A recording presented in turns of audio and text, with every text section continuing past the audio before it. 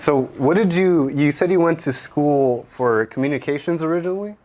Yes. And now you're a math teacher. So Yeah, that's a pretty different path. Yeah, now I'm a substitute math teacher. I messed up because I literally did my degree because I just like to talk to people, and I went to community college and then transferred, and I didn't really want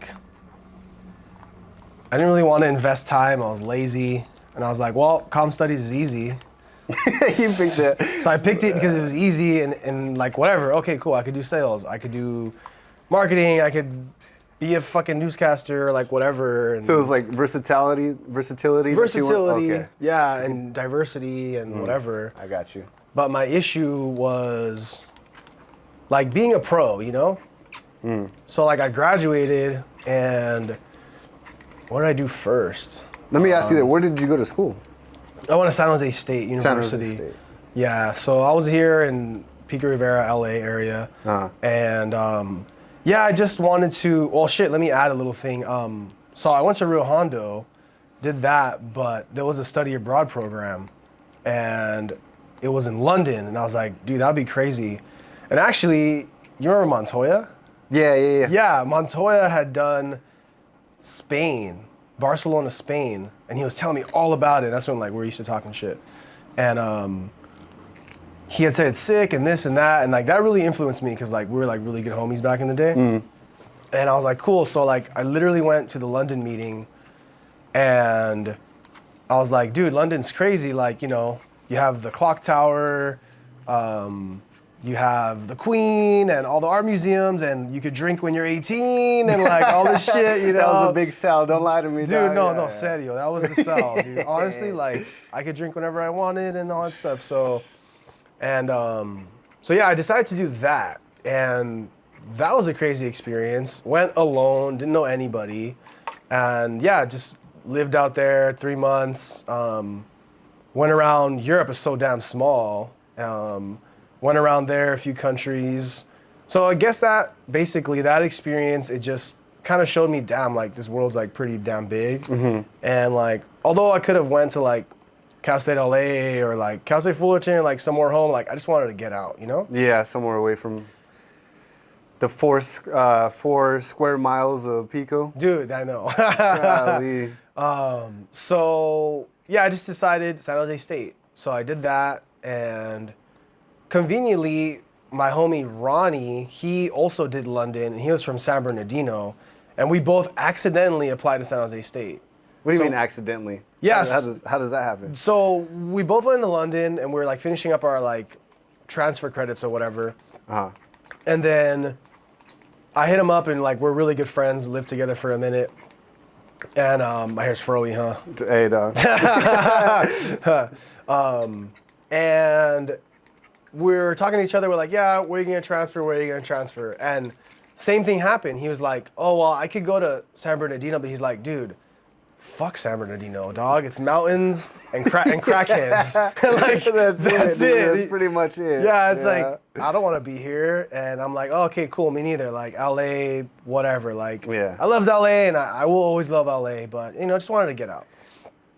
Hey, man, there's nothing wrong with wanting to see something else. You know, I think that gets a bad rap sometimes, is like, oh, why would you want to leave? We got the beach, we got the mountains. Like, dude, first of all, I don't even go to the beach. I don't like sand. Yeah. And then second of all, it's like, I want to see something else besides like this, you know? So what was your experience like going from over here to up north in San Jose State? Over there, man, it was as if I'd pressed the half speed button. Really? Yeah, because the Bay is like super chill. Like, I mean, they smoke as much weed as people in LA do, but it's like slow paced. I'd say the public transportation's better. It's cleaner air for sure. Like, it's not so like nasty. No, smog city. Yeah, it's not smog city. The people are super chill. Of course, they say hella for everything. They say hella? They literally say hella. Oh, it's hella sick. Oh, that test was hella hard. Oh, that chick's hella hot. Like, whatever. Yeah, literally. What is the adjective? Yeah, that's just their thing. But it was a good experience being on my own, doing that. and going to school, definitely partied way too much, drank way too much, forgot a lot of stuff. And that's the thing, it's like, I did comm studies because it was easy, so I guess, like, in my subconscious, I was like, well, I could just get B's and get a degree and see what happens, instead of being like, hey, cool, I'm gonna be a journalist, I'm gonna be, whatever, a health fucking something, or like, I'm gonna be a salesman, or like, whatever. So it was just super vague. So it kind of played against me. But then after, so that's like all the backstory. I love it. Keep going. Sweet. But then after I jumped around, I did Target guest services. Oh, and I got fired from Target. Yeah, dude. That was my first job, boy. Yeah. Oh, nice. Yeah, not nice, but okay. I feel you. So yeah, I had left the self checkout machines. I was all rushed and shit, and like pretty new, and I had to get change for the machines, and like I left the machine unlocked. Oh, so God. Someone could have like opened it and jacked all the money. So basically, they saw it on camera. Another manager saw me, blah, blah, blah, blah, blah. So like, yeah, they fired me. They fired me for that shit. And then I was like, okay, well, fuck you guys. Nah. Honest mistake. Okay. Nah. And then I did Walmart e-commerce, which was even worse. You went to the Anamigas, huh? Yeah, I went to the different territory. I went to the Crips, dude. I was with the Bloods, nah, and then I went to the Crips, no. That's hilarious. But I did e-commerce, and it was all office work. And dude, if you work an office job, dude, you do you, dog. For me, I just can't. No, I am good. I can't, man. I can't be in four walls. I need to see outdoors. I need to breathe air.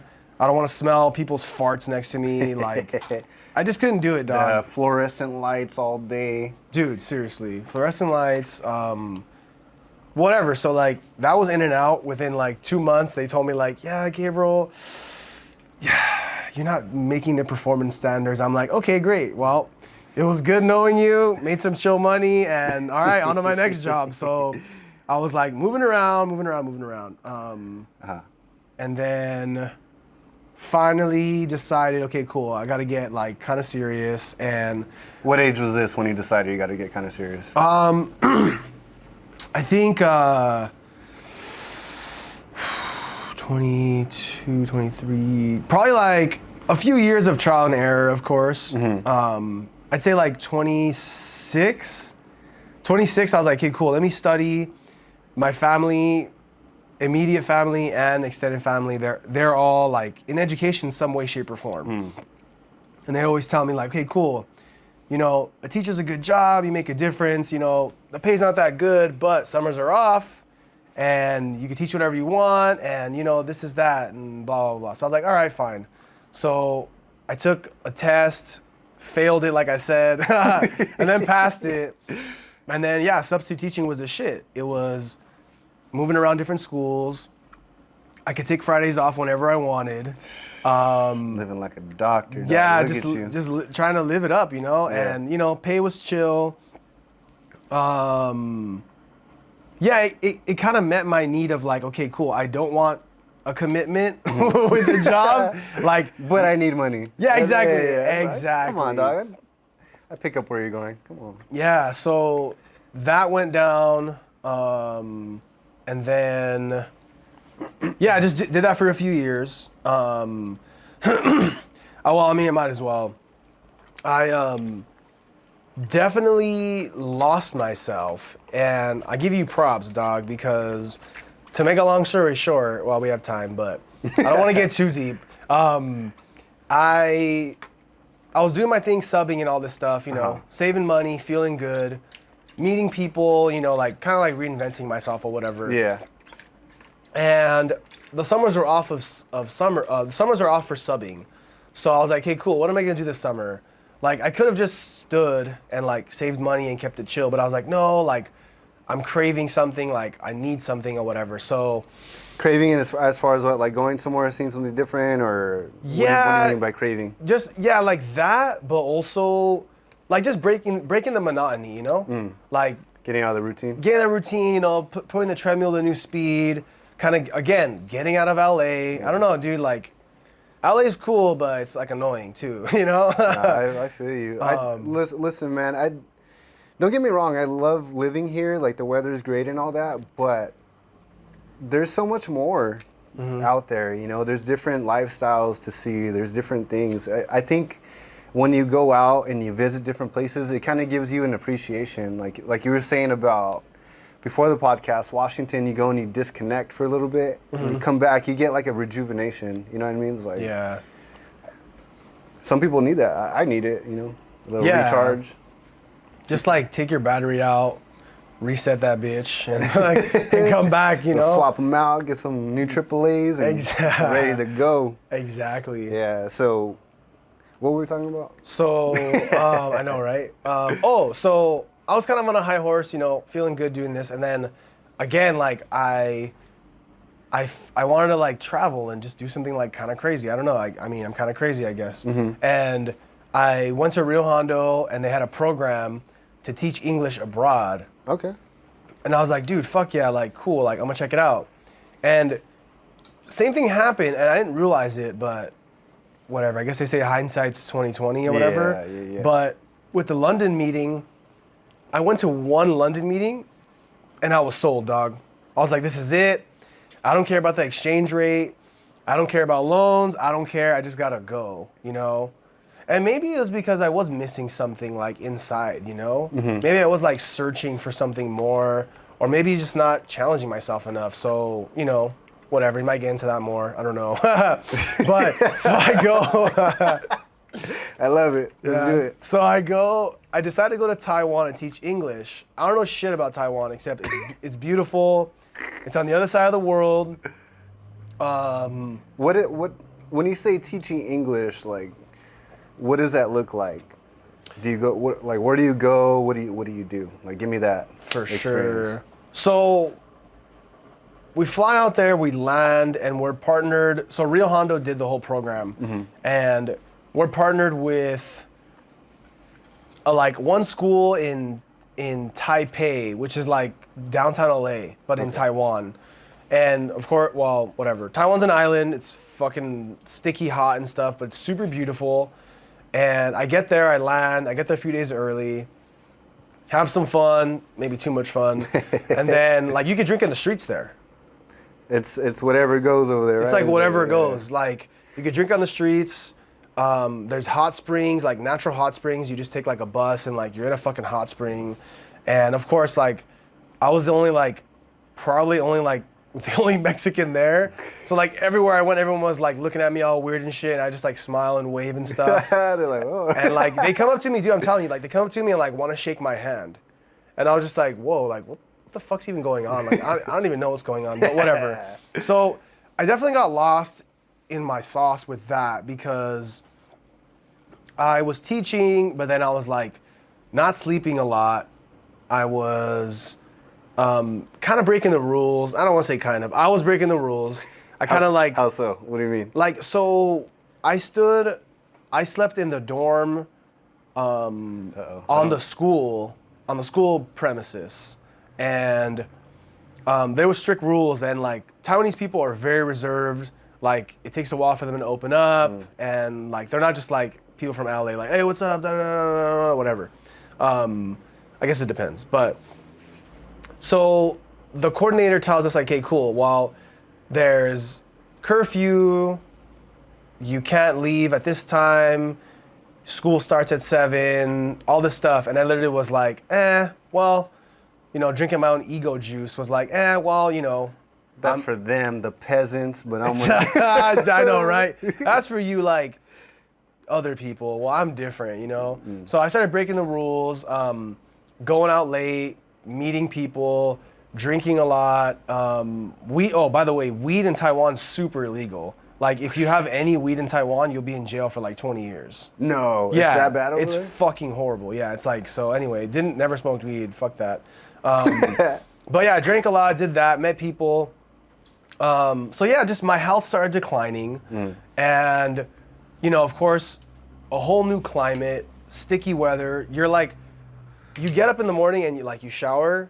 Within like 30 minutes of teaching, like you're sweating. You're drenched. You're drenched in sweat. That humid. Yeah, it's that humid. Cause I'm an idiot, so it's surrounded by water, right? Like it's surrounded by water. Okay. It's like tropical climate, Okay.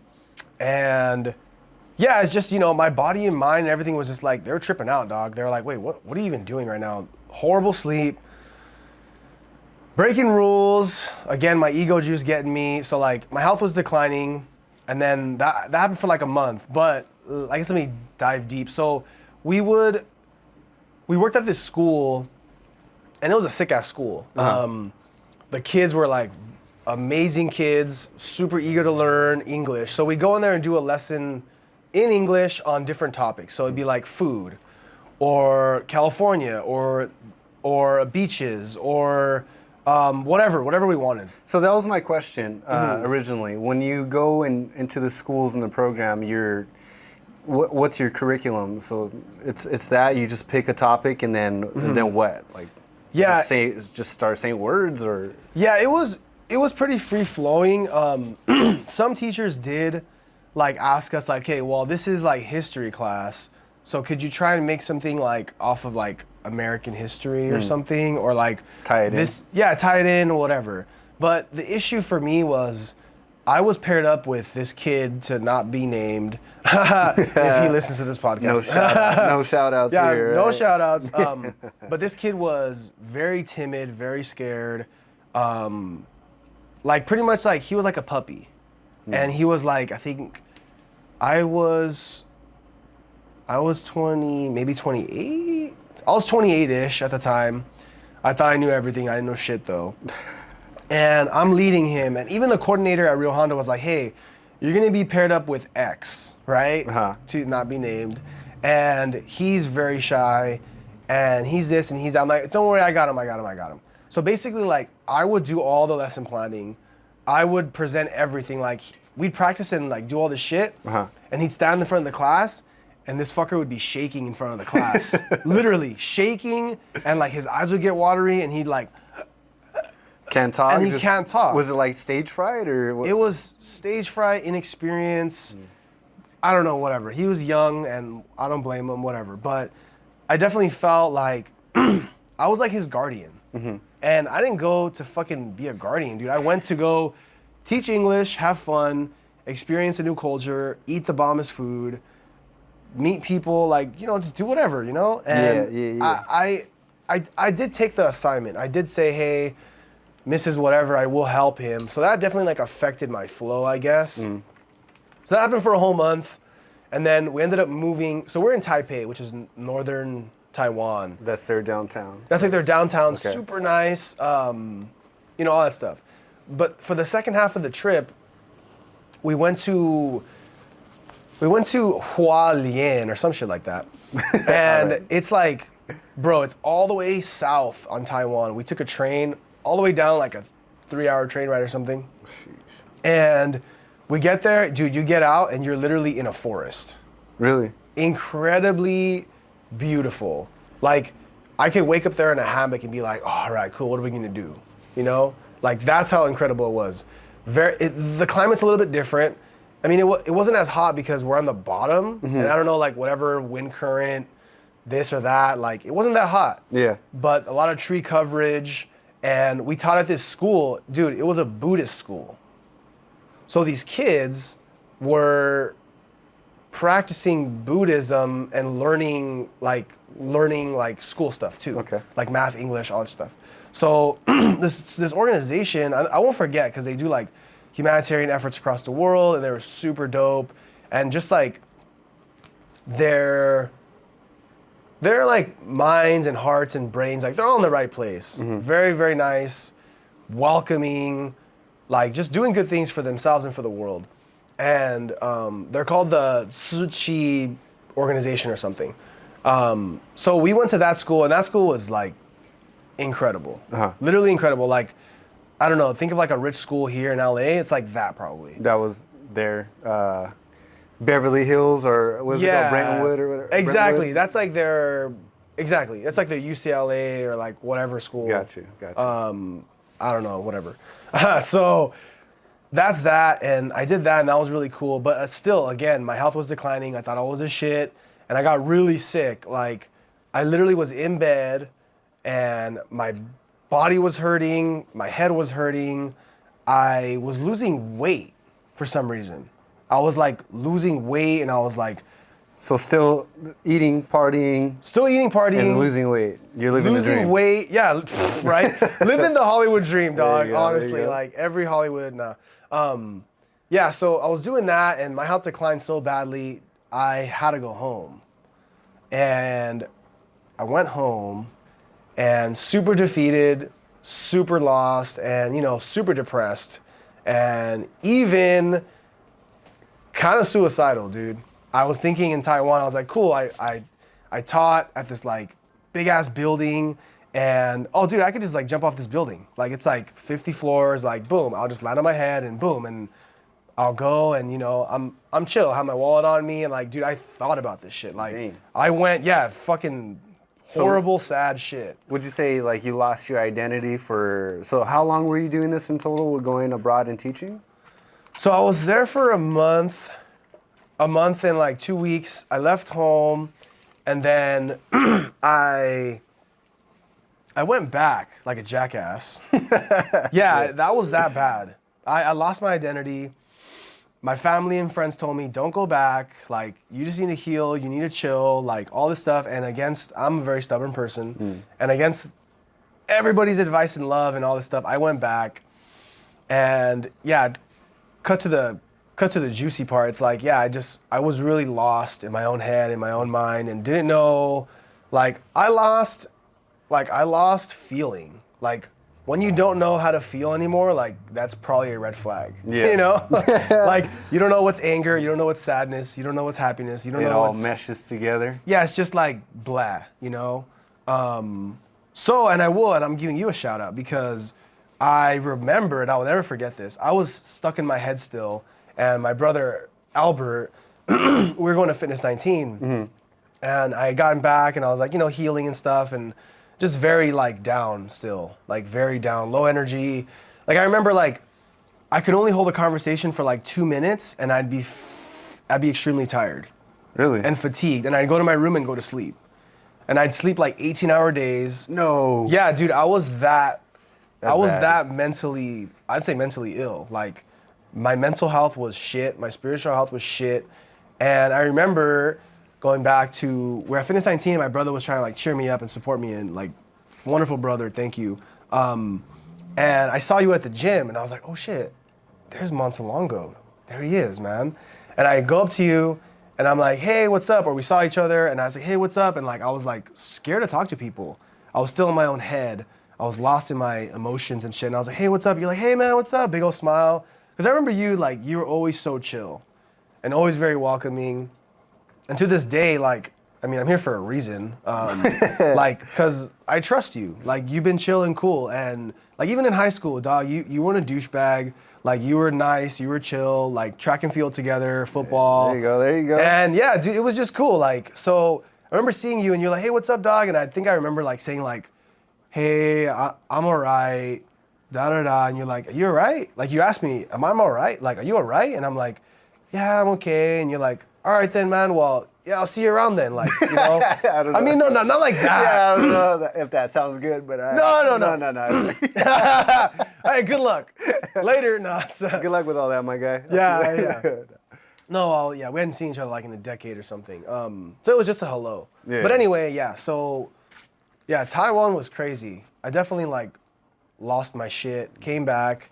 So, yeah, San Jose State, Taiwan. Oh, okay. Substitute teaching. I think that's where we were going. Yeah. I'm just getting your life story, man. Like I said, I haven't seen you in a minute. So you go to school to San Jose State. You go to Taiwan, and now you're back over here, and you're trying to find who you are now. So Yeah. what is that? How did you get on this like health tip? Was it just after that health scare? Like, what was going on that you were? Yeah, actually, besides the mental sickness. Yeah, illness? very good question. I definitely had to make change, but I didn't want to do it too fast and fail. So it took me a while to heal. Like I got back and I was here permanently. And I'd say it took me like a year, probably a year or so to get back to like feeling okay and like feeling confident to go to a bar or meet people or like talk to a chick or like whatever. And yeah, that's when I realized I was like, dude, like again, I'm whatever. I don't mean to shit on LA, but dude, like, I don't know, dude. It's just, I don't know shit. First of all, I don't know shit. But what I do know is that I think a lot of people, maybe in LA or Hollywood or like whatever, like they're trying to chase something, and like when you really look at them and when you really study them, like you could see the sadness through their eyes, or you could see like it's just superficial. Like we were talking about playing pool.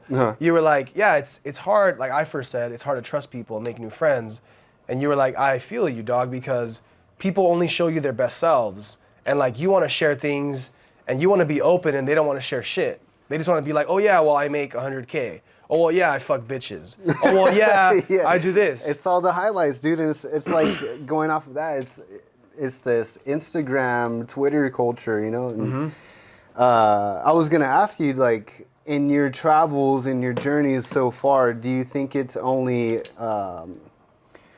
found in LA that people do that type of thing? Like, you know what I mean? Like, are searching for something like that here, or have you seen that in other places that you've been? I think. I mean, I guess it was also like in the Bay, like San Jose and stuff, because like tech capital and like, you know, Silicon Valley and shit like that. But I don't know. It's like, I guess where you're from, you have more time and more experiences, you know? Like I remember, this is a random side note on LA. And again, I love LA, but there's shit going here. Shit going on here. But I went to go see the Chemical Brothers, these DJs at the Shrine, I think. And I went alone, and I was speaking Spanish on the phone with my mom. And I was speaking Spanish, and literally like 10 people around me were like staring at me. And I'm speaking Spanish, and I look at them, and I'm like, I'm just speaking Spanish, dog. Like, are you afraid of me? Like, are you like, what's going on here? What's going on? Yeah, and it just gave me like this weird, like these bad vibes, like this bad energy, you know? Yeah. But I guess it's everywhere. But you've seen it more. Like, let's go back to it. You would say you've seen it more here, right? And that's kind of true, right? Because you have people from like all over. I noticed that most of the people here, especially like the entertainment business, aren't even from California. They're from like different states, you know? Especially when you go like deeper towards California. Down like LA, it's mostly people from different states. Like, I could be wrong. I don't want to generalize, but no, it seems to be. No, you're right. It's like, you know, do you want this? Yeah. Oh, for sure. Yeah, no, you're right. It's like, Can I it's, get? yeah, for sure. It's this, I don't want to say illusion, but like it's like this dream that like, oh, you move to Cali and you get famous, and again, you fuck bitches and you party and you go to clubs and you eat steak and this and that and then whatever, like you made it, right? But yeah, it's like that's not all it, dog. Like that's. So at what point in your life are you still searching for that, or like when did it switch up for you where you became more health conscious and you know, take care of your mental, and like when did it stop for you? So yeah, I would say for sure that big scare. I was like, well, I'm doing something wrong. Like my ego like ate me alive, and I thought I was the best thing since sliced bread and all this shit. And I was like, okay, cool. Well, I got to start making better choices. And it was like, I used to go to church as a kid. I used to go right here at St. Hilary, Catholic church. And it was great, and I learned a lot. And it was, I like church, dude. It's community. it's just dope. It feels good. You know people. You pray together. You cry together. You do all these things together, right? Mm-hmm. Which I think in life you can't do it alone. I think a lot of people think they could do it alone, but what's the point of having this blessing we have of life alone, you know? Like, you get bored. You need to share it with people, you know? So I stopped going to church and kind of all that stuff, but I really just started asking God, asking, you know, different saints, I started reading. I started reading more and looking into like different cultures and different religions and different things in the world, and trying to find like, okay, what vibes with me? What could I go to and like fall on my knees and cry like a baby, and they're not gonna judge me, or they're not gonna whatever, like they're just gonna accept me, you know? And I guess I started with that. I started just praying a lot and asking God for help, and asking even my ancestors, man, like asking my ancestors, like, hey, like, would you hold my hand? Like, would you like show me the way, you know? Can you like guide me in these tough times? Cause like, I don't know what the fuck I'm doing. And just trying to be more present. I think that was the biggest thing, was when I was in my horrible episode of all that shit, it was like, I was always thinking of what happened, or what's gonna happen. And my brother told me really good one time, and I'll never forget, he just said, well, you gotta try to be where your feet are. Because if you're where your feet are, then you're in the moment, you know? Here you are. Yeah, here you are. That's right now, like, you're just here, that's it.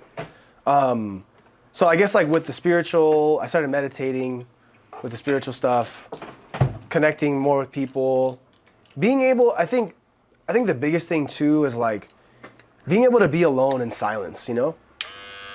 That's tough, man. That's tough. Because you can, especially like these days, you're so inundated with technology, with apps, with this and that. You could immerse yourself in, you know, anything, right?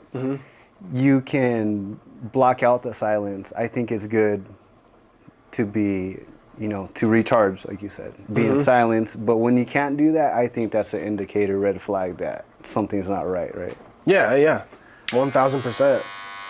So just being cool with like me, myself, and I, man. But then with that, like, you know, eating better, trying to work out, and yeah, just the mental health, man. Like, I think that's something we're talking about nowadays in the world, but dude, there's a lot of people that are really hurting, man. And I feel for it. Like, I have friends or like acquaintances, and like I try and reach out to them and say like, hey, you know, I haven't heard from you in a while, like whatever, and like I don't get a response. Yeah. And then they text me back like a message that's kind of scary, you know? How so? What do you mean? Like, not like, I don't want to say like a cry for help, but like, you know, I'm feeling down, I feel low energy, or like, or this one, like, there's some people I know that like are taking like antidepressants, and that's cool. Like, you take whatever you want. Like, it's not my body, whatever. But it's like, oh shit! All right, here we go, dog. So here we go. And we go deep around here, homeboy. Yeah.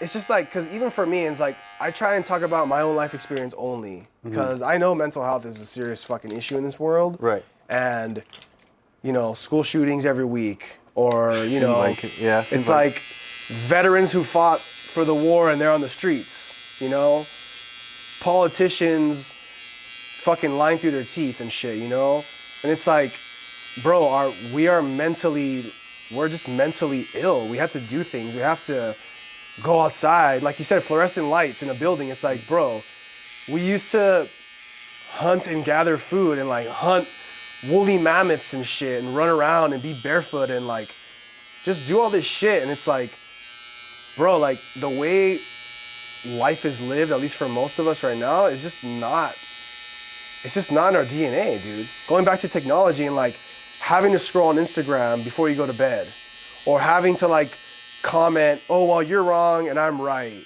or like whatever. It's like, I guess just trying to see that this again, like this illusion, you know, this illusion, and trying to see the illusion and be like, I see you, motherfucker. I see you over there. I see you. You're coming up, but no, fuck off. You're not gonna trick me anymore. I want to be one with myself. I want to be one with the trees. I want to be one with the wind. I want to be one and just understand that we're all connected at the end of the day, you know? So, yeah, that was a lot of shit.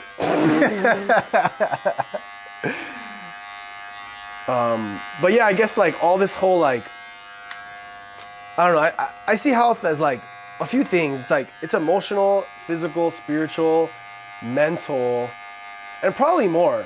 But yeah, it's like, I guess once I started reading things and seeing things and like listening to other people, you know, I was like, cool, well, I could also heal, you know? I could also like wake up and have a routine and be healthy, you know? You know what? You know, sorry to cut you off, no, but like we were talking about before the podcast, I think the pandemic in many ways was a blessing in disguise. You know, I wouldn't be doing this if it wasn't for the pandemic. I'd still be in my other job solely, you know what I mean? Mm-hmm.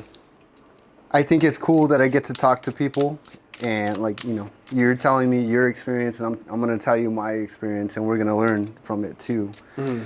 But I think there's also more things that tie into it, like bodily health. A lot of people don't, it seems like a lot of people don't take it as seriously as they should. So all that to say, like during the pandemic, I really had a heart for people because I grew up a little fat boy, dog. Like I got no sleep. I stood up till super late, slept in late, ate bad. I was homeschooled, so I could do all this. Mm-hmm. And never drank any water. Mm-hmm. So I was fat, dude, and I had all kinds of like little health problems here and there. Mm-hmm. Bro, it was so bad that one day we were going to a doctor's appointment with my mom.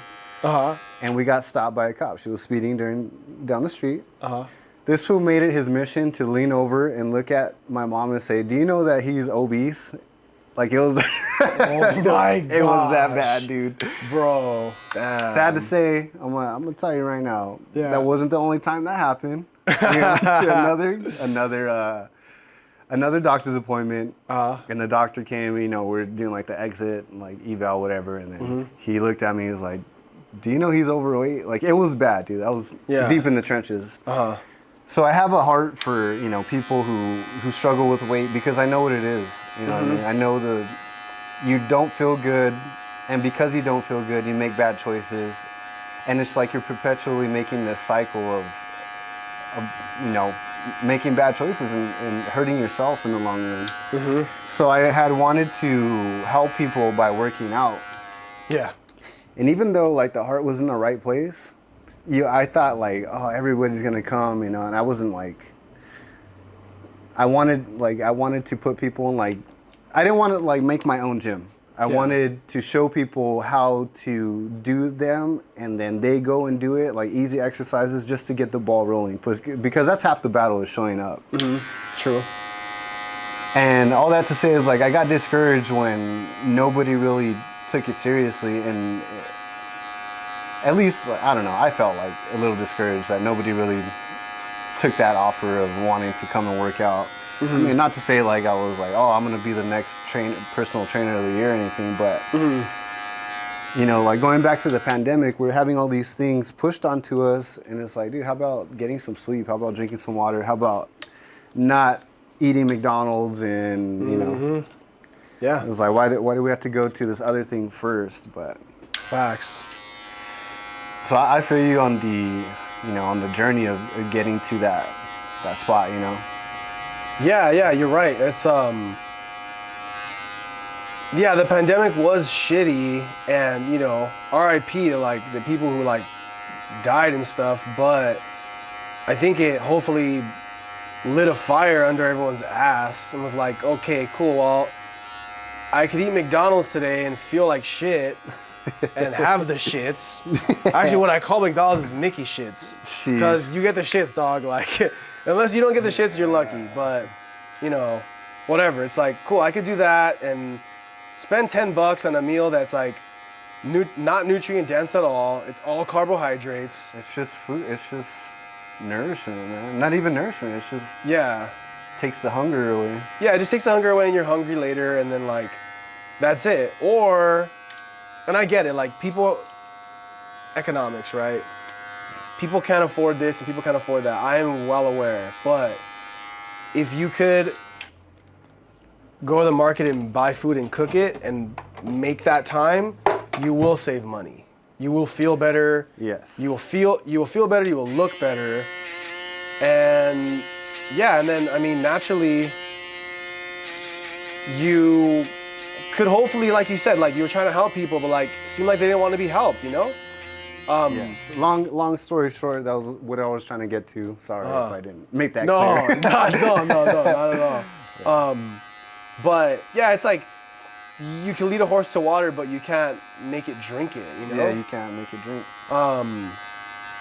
But yeah, so interesting. Actually, I kind of forgot about the pandemic. I guess it happened so fast. But yeah, I was teaching at LUSD, and I was there doing it, and I was like excited, and like it was cool. And I remember seeing the headlines, like 100 people dead in Italy or some shit like that. And I was like, okay, what the fuck? What's going on? COVID-19, new strain, this is that. And I keep looking at the news and like, dude, within 3 days, all the news, that was it. Even the schools shut down. Like the schools are like, okay, cool, well, let's close the schools down. 2 weeks. Yeah, there you go. Yeah, there you go, 2 weeks. And I still remember the feeling of being frightened, like, oh shit, I don't want to get COVID. Like, I might get really sick and like, oh, my parents are older. What if they get COVID? Like, my tias, my tios, like all these people are older than me, like, you know, all this shit. And yeah, anyway, it's just health, man. Just health and like. So that was your eye opener for taking better care of yourself. Exactly. It was like a perfect storm, like you said, like a blessing in disguise, because right before COVID, I was like super depressed already and all that shit. And then COVID happened. It's like, okay, cool. Well, now everyone's at home. Everything's closed. Gyms are closed. It was just like a crazy storm. And it was like, okay, cool. You're going to get your boat with your people and row it, or you're not going to row it, you know? And again, I'm not saying like, you know. What do you mean by that? I don't quite understand. Are you gonna get like are you saying that you're gonna find like-minded people?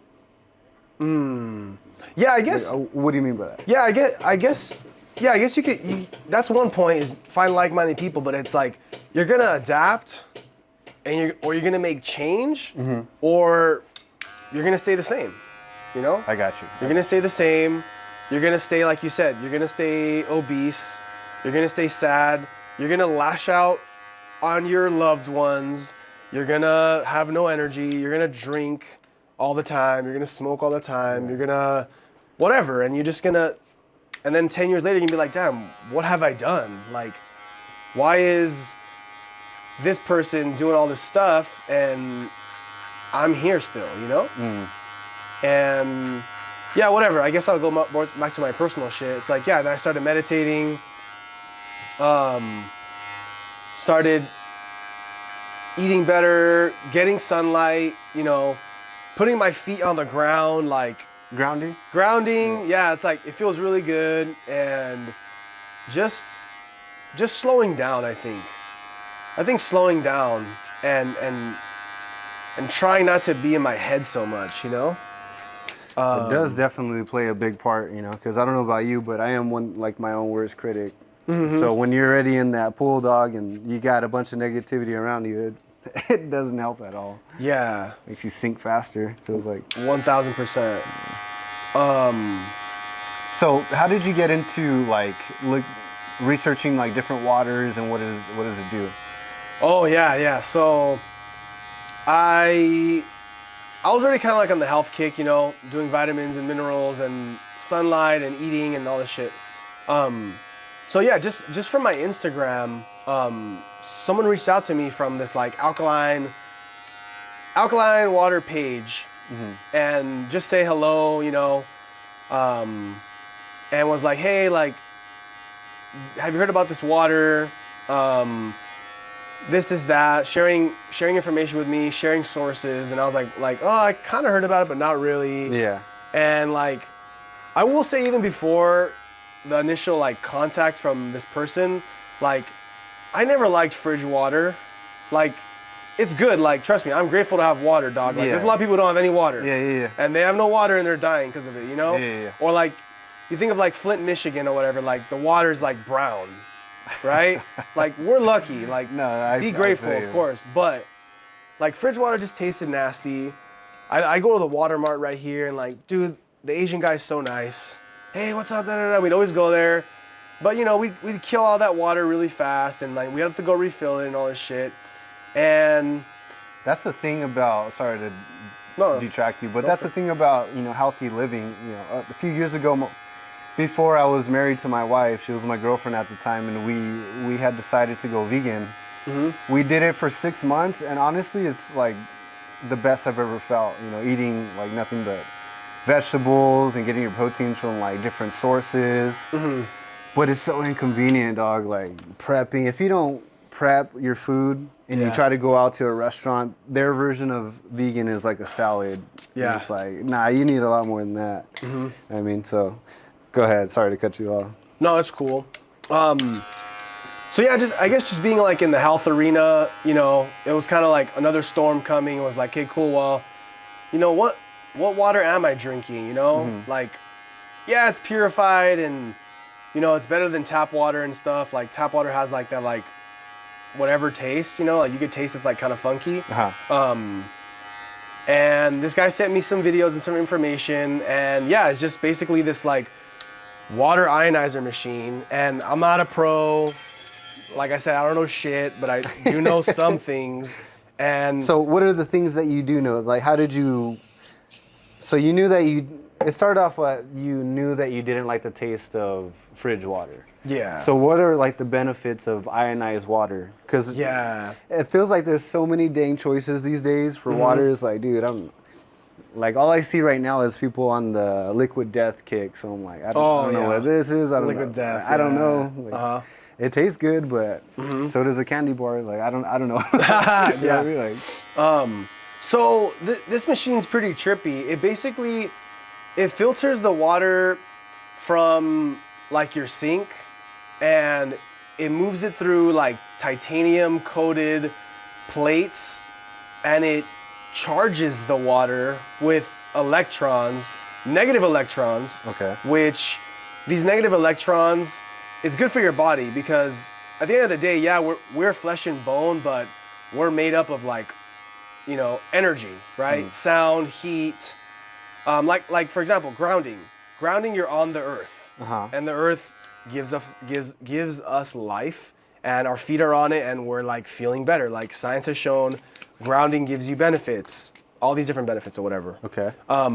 So the water basically gets electrically charged with these electrons, and I was tripping out because like I had tried the water, and I was like, okay, cool. It definitely tastes better than any other water, and I was like, okay, cool. So I got some free water for a while, and I kept learning about it and talking to people about it.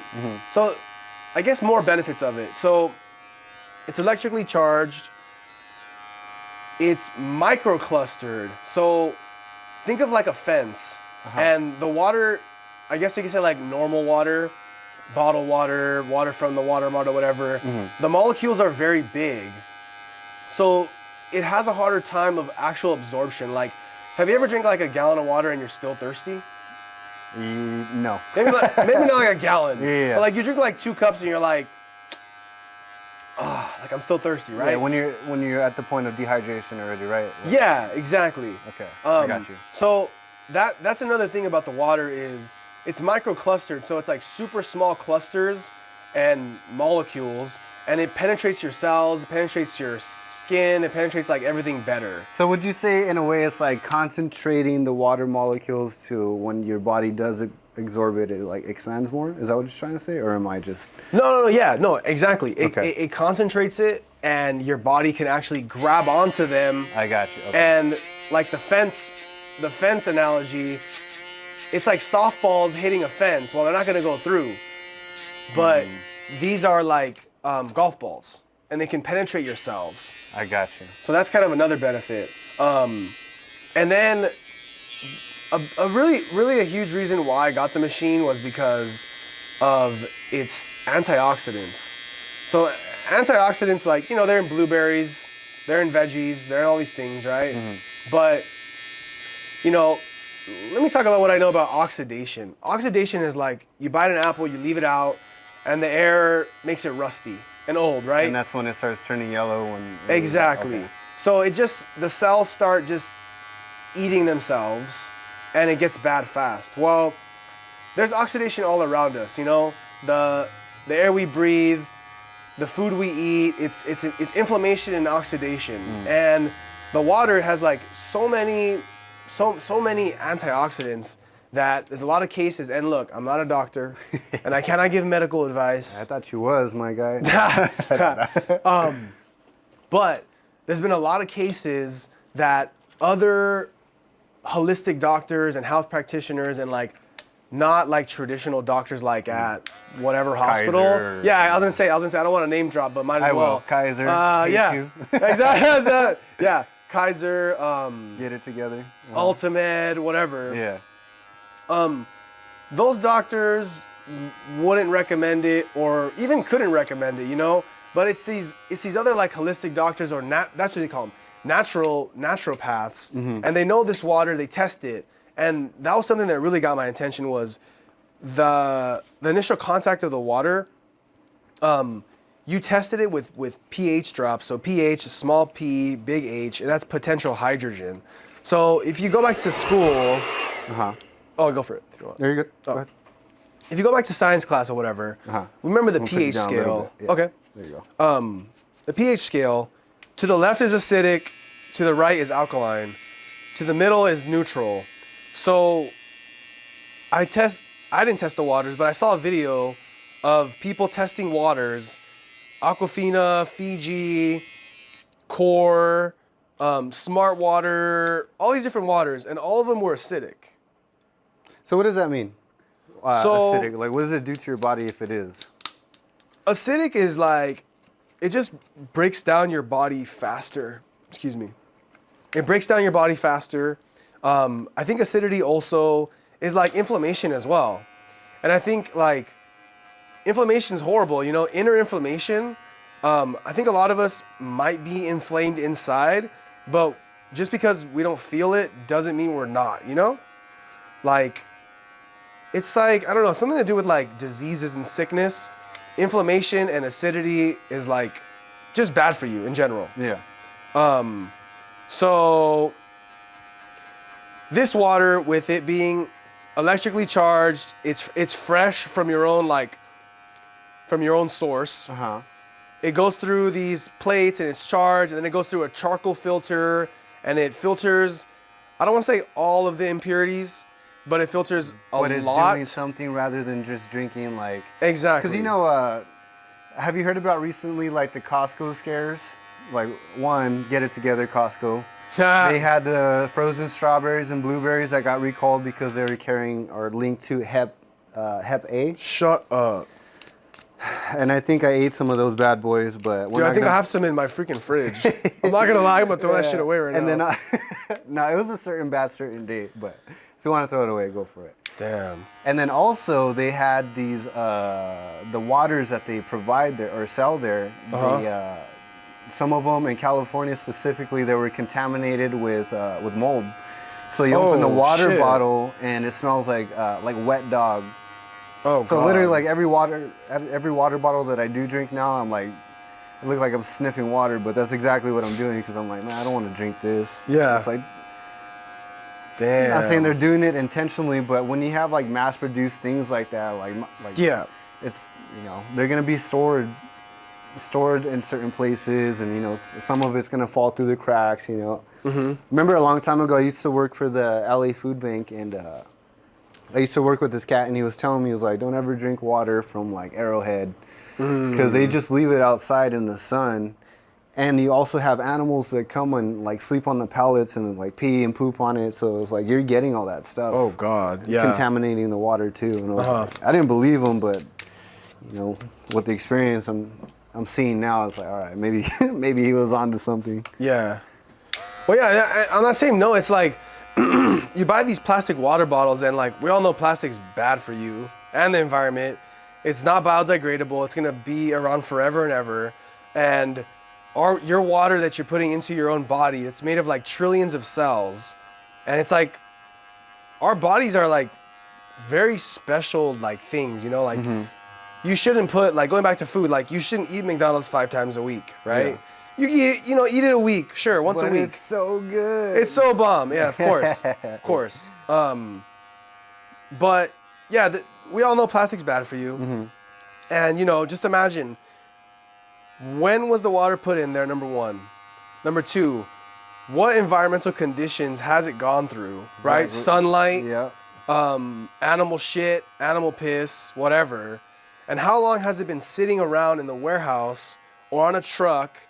And when do you actually get it to your home and drink it? Right, and then it goes to a Costco or a Ralph's and it's sitting there for however long, because it's not the water that expires, but it's the plastic, right? So that's why it has an expiration date.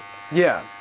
But you don't know the initial pouring and source, right? Is what you're saying? Yeah, you don't know the source, and I guess one last point on that is like, it's dead water, right? Because if you go in nature and like you lay under a waterfall, that water is charged. That water has like extra electrons. It feels good. I forget what it's called, science terms, but it makes you feel better. It's like grounding and getting sunlight, or going swimming in the ocean, or going for a hike, or like whatever. Like, it's like essentially saying like why they say don't drink like still water if you're out like hiking and stuff, because you have like microscopic bacteria in it, and it could be adverse to your health rather than healthy, right? Actually, yeah, that's actually very true. Yeah. I mean, you have bugs, you have animal shit, you have bacteria. Yeah, you're right. Pretty much. Mosquito larva, whatever you want to, whatever. Yeah. Insert it. Yeah. Yeah, whatever. Okay, whatever bad shit. So that's kind of a little bit of the water. But I really got the machine because, and RIP to my Theo Rick, but he had, out of nowhere, he had stomach cancer, stage 4 stomach cancer. Sorry to hear that. Thank you, man. But it was one day, he had a stomach ache or something, and he goes to the hospital, and they say, oh yeah, trip out. You have stage 4 stomach cancer, asymptomatic, and you have like 3 months to live. Asymptomatic? Yeah, asymptomatic. Yeah. Like, no warning. Yeah, no warning, no blood test told you. And that's my fucking problem with these doctors, right? They prescribe you meds, and there's like 1,000 million side effects. And whatever, it's just, the system is just whatever, you know? Yeah. You know, a crazy story that I heard, that there was this pharmaceutical rep. He actually, after years of being a pharmaceutical rep, he started his own business called Ways to Well out of Texas. Oh, dude, that guy's sick. Yeah, because he was working closely with doctors for years, and essentially it was like these big pharma companies rather. Essentially just have these guys taking doctors out to dates and building relationships with them, and then selling them these pills. Mm-hmm. And I think our current healthcare system, from what he was saying, is each doctor, let's say a Kaiser, has 7 minutes to go in and out of the room. Wow. So 7 minutes, you're most likely just gonna be prescribed like Tylenol. Or, funny story, I hurt my back. Mm-hmm. And then a couple months later, like I started getting wear and tear from compensating. So my neck was hurting. Oh, shit. And my shoulder and my elbow. I go, and the doctor's like, all right, you know, they're at the computer. Do you feel this? What's your, you know, what's this? What's this? Yeah. Nothing pertaining to what was going on. So they finally asked me, they're like, oh yeah, what's going on? I was like, well, I'm having this neck pain. I'm having this arm pain. They're like, okay. They looked me straight in the face and they said, have you heard of Tiger Balm? And I was like, you mean the ointment they can buy over the counter? Yes, I've heard it. So yeah, go ahead and take that and we'll schedule you for PT. I was like, man, are you telling me I spent a copay and half of the day waiting to come see this office, and you're not even listening to me, first of all, and then now you're just going to prescribe me Tylenol and Tiger Balm. I was like, what's the point of this, man? Trash, absolutely trash. Yeah. It's so frustrating. And then that's just for me. I can imagine somebody who has stage 4 stomach cancer. Like, what are you telling these people? Just take Tiger Balm? Or? Yeah, I know, right? Of course, it's not simplified like that, but yeah, geez, it feels like it. So that happened, and you know, my uncle was very open-minded, and my tia too, and their kids too. Like, they're my cousins, so they were like, you know, doing all these things, vitamin drips, holistic doctor, naturopath medicines, all these things, and it prolonged his life. And he has a very, I say he still has, because his spirit's not gone. His body might be gone, but his spirit's still around, or it's somewhere. But he was a very holy man, very holy, one of the holiest dudes I know. And holy in what way? Like, he was gonna be a priest, a Catholic priest, but then he met my tia, and they got married and had a family, and they adopted like 5 children, and he taught at a Catholic school, and then was the pianist for the Catholic school for like forever. So like holy in that way. Okay. Knew his Bible. So he had a faith. Yeah, he had a faith. Okay. Knew his Bible, A to Z, Z to A, talks about it, like blew my mind every time, like talking about this, talking about that. And yeah, like I really think his faith got him. I think he was alive for another like year and a few months when the doctors told him 3 months. Oh. So yeah, fuck those doctors, first of all. But that was really a big reason why I got the machine, because I saw stories, and like this water ionizing machine, it's in hospitals in Japan. And Japan, they have very healthy people. Now, of course, people might say, okay, well, they have a lot of fish. Well, they're on an island. Well, this. Well, I'm like, well, yeah, obviously. But they're also active people. They're very also, active. like, Yeah. There's a lot they eat good. There's mostly homemade meals. Like, there's a lot of other factors that people don't. There's a lot of factors, which I do agree. But if Japan has these water machines in their hospitals, that probably is telling you something good about the machine, right? So I end up getting a machine. It's in my kitchen. I've had it for over half a year now. And I've been drinking it, and I felt better I had rotator cuff pain and knee pain for like a year. And I did acupuncture, never did PT, but I did all these different things. And it would never get better. But after drinking the water for like about a month and a half, my rotator cuff pain reduced by like 80%, and my knee pain also reduced by like 70%. And the only thing I changed was the water. So that's what I'm saying about. You weren't getting. I mean, sorry to cut you off again, but no, it's cool. Were you coupling that with other things like better sleep, better eating, or was it solely just the water change that you noticed, the change in the inflammatory response? Well, I will say, you know, like when I got the machine, I was like more health conscious, of course, but that's the biggest change. Okay. That's the biggest change. That was me like walking around like finding $10,000 and like putting it in my pocket, you know, and just doing that like once a week or some shit. Versus like, yeah, sleep and eating good and like nature and all that stuff is like super essential and vital. But the biggest change was the water.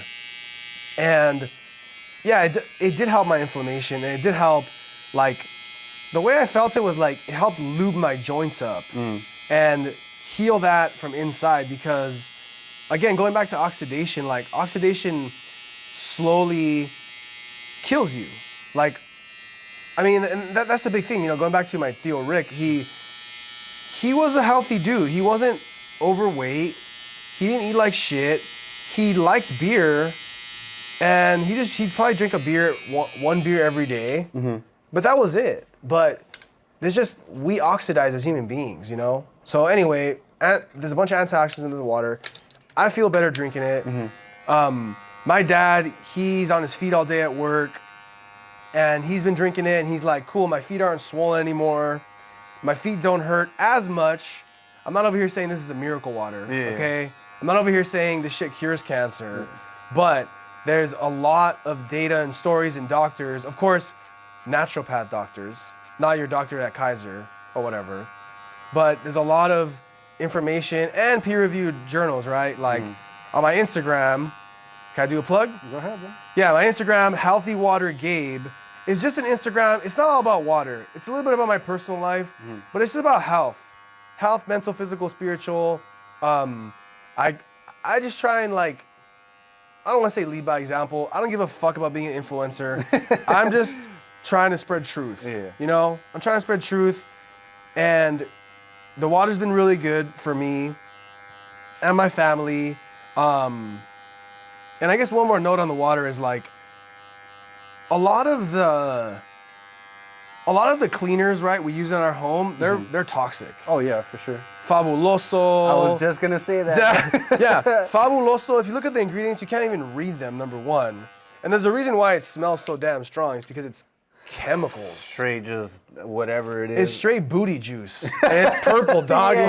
It's straight booty juice and hot dog water. Like, that's it. And it has like alcohol. You know what, dude? I would say if it wasn't for my wife, I wouldn't even bat an eye to any of this stuff. McDonald's for sure. But like, you know, Fabuloso, you know, everyday things that we use. Look up for me.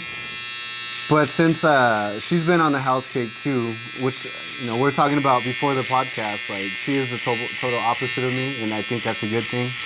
Like she opened my eyes to a lot of things. So like, for example, like we try not to eat things with dyes in them, and people like to this day, with all the knowledge and like science that we have to back it up, like they still continue to eat it and, you know, use things like Fabuloso and Windex. And I get it, man. Sometimes it's just convenient than looking up alternative measures. But if it wasn't for her, I'd definitely still be on that tip. But that was kind of my point of the story earlier, is like I wanted to be what you're doing, is like not be an influencer. I don't care. Like I'm gonna do it anyways. Like you can hop on it if you want. If not, hey dog, life goes on. But it's just like, it makes me trip out like how many people want to do better. It's not like the desire isn't there, but actually taking the steps, you know, and doing a little bit of research for yourself and going the extra step. It seems lost on people, and you know,